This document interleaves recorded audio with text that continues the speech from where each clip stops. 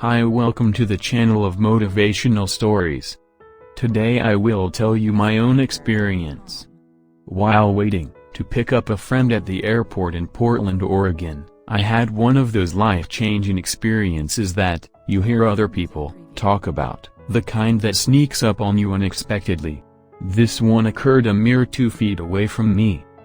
Straining to locate my friend among the passengers deplaning through the jetway, I noticed a man coming toward me, carrying 2 light bags. He stopped right next to me to greet his family. First he motioned to his youngest son, maybe 6 years old, as he laid down his bags. They gave each other a long, loving hug. As they separated enough to look in each other's face, I heard the father say, "It's so good to see you, son. I missed you so much." His son smiled somewhat shyly, averted his eyes and replied softly, "Me too, Dad." Then the man stood up, gazed in the eyes of his oldest son, maybe 9 or 10, and while cupping his son's face in his hand said, "You're already quite the young man. I love you very much, Zach." They too hugged a most loving, tender hug.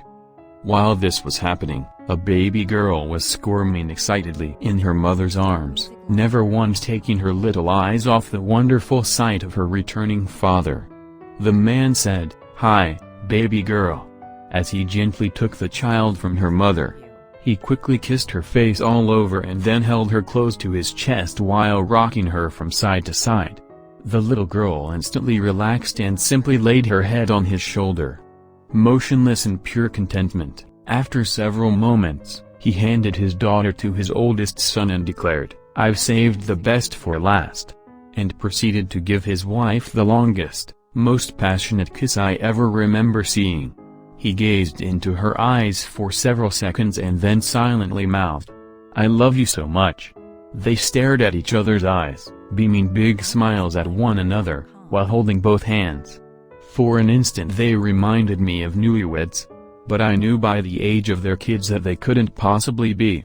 I puzzled about it for a moment, then realized how totally engrossed I was in the wonderful display of unconditional love not more than an arm's length away from me.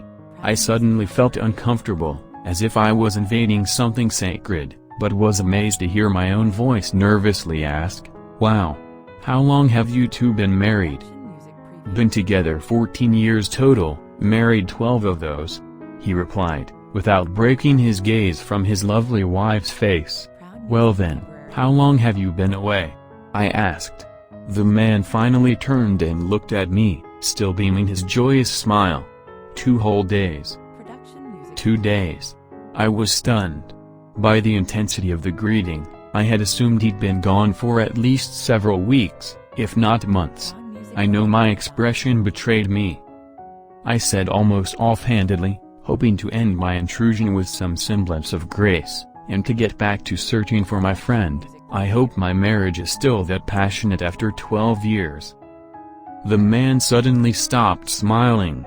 He looked me straight in the eye, and with forcefulness that burned right into my soul, he told me something that left me a different person.